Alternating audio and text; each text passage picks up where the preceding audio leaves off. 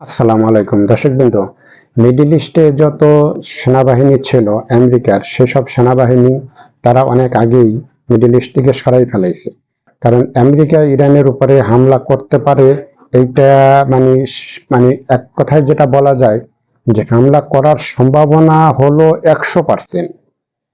এবং যদি এখানে হামলা হয় তাহলে মিডল ইস্টে হয়তো আমেরিকার যে ঘাঁটিগুলি আছে সেখানে হয়তো ইরান একটা হামলা করতে পারে এবং করবেও, যার কারণে আমেরিকা তাদের সামরিক বাহিনী মিডল ইস্টের থেকে সরাই ফেলাইছে।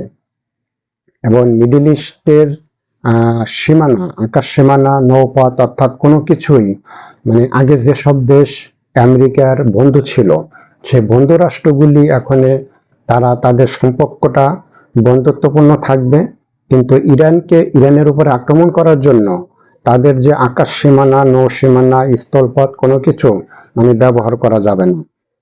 এরকম বেশ কিছু দেশ তারা তাদের মানে অবস্থানকে পরিবর্তন করেছে। আগে তারা বলেছিল যে হ্যাঁ, আমেরিকাকে আমরা বিভিন্ন দিক দিয়ে সহযোগিতা করব, কিন্তু এখন ওই সব দেশ তারা আর সহযোগিতা করবে না। কিন্তু ওই দেশগুলি আমেরিকান পন্থী দেশ, কিন্তু তারপরও আমেরিকানরা তাদের কাছ থেকে সেই সাপোর্টটা হয়তো পাবে না।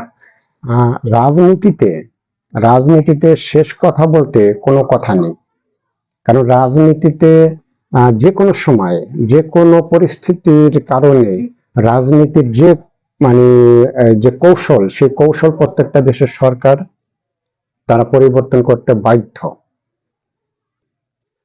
যুক্তরাষ্ট্রকে আকাশ সীমানা ব্যবহার করতে না দিতে পারে এমন কিছু দেশ সংযুক্ত আরব আমিরাত। সাম্প্রতিক বছরগুলিতে ইরানের সাথে বাণিজ্যিক ও কূটনৈতিক সম্পর্ক উন্নত করেছে। সরাসরি যুদ্ধের ক্ষেত্রে তারা নিজেদের নিরপেক্ষ রাখার চেষ্টা করবে।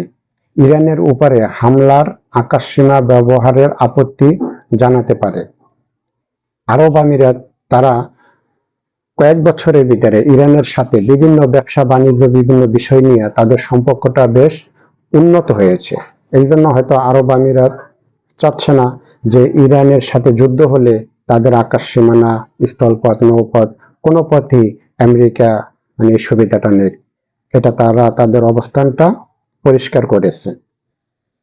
ইরাক সরকার স্পষ্টভাবে তারা বলে দিয়েছে তাদের ভূমি এবং আকাশ সীমানা ব্যবহার করে ইরানের উপরে কোনোভাবেই হামলা করা যাবে না।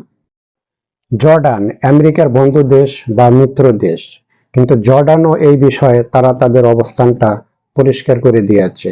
প্রকাশ্যে আমেরিকার মিত্র দেশ হলেও ইরান, ইসরায়েল ও ইরান আমেরিকার যুদ্ধে সরাসরি জর্ডান জড়াতে চান এবং অভ্যন্তরীণ নিরাপত্তা ও জনমতের কারণে আকাশসীমা সীমিত করতে চায় জর্ডান। তাহলে জর্ডানও এখানে আমেরিকাকে কোনো সাপোর্ট দিবে বলে মনে হচ্ছে না। আর এক দেশ আছে তুরস্ক। তুরস্ক ন্যাটোভুক্ত দেশ হলেও আমেরিকার সব যুদ্ধকে তুরস্ক কখনো সমর্থন করে নাই, সব যুদ্ধকে সমর্থন করে না। যেমন ন্যাটো সদস্য হলেও যুক্তরাষ্ট্র সব যুদ্ধ অভিযানের সমর্থন দেয় না। ইরান তুরস্কর গুরুত্বপূর্ণ প্রতিবেশী ও বাণিজ্যিক অংশীদার। আগে সিরিয়া ইস্যু মার্কিন সামরিক ব্যবহারেও বাধা দিয়েছে তুরস্ক। তুরস্ক এই যুদ্ধের তারা পুরোপুরি বিরুদ্ধে, সম্ভবত তারা আমেরিকাকে কোনোভাবেই সমর্থন দিচ্ছে না এই যুদ্ধটাকে। আগে হয়তো কিছু কিছু দেশ তারা বলেছিল যে আমেরিকানদের সাথে আমরা আছি, আমেরিকানদের সাথে আমরা থাকবো, কিন্তু এখন সেই দেশগুলি তারা মুখ ফিরিয়ে নিচ্ছে। তবে এই যুদ্ধে আমার মনে হয় না যে আমেরিকা খুব একটা বেশি সুবিধা করতে পারবে। দর্শকবৃন্দ, যদি আমার এই খবরটা ভালো লাগে আপনারা একটা লাইক এবং সাবস্ক্রাইব দিয়ে আমার চ্যানেলের সাথে থাকবেন। ভালো থাকবেন, সুস্থ থাকবেন। আসসালামু আলাইকুম।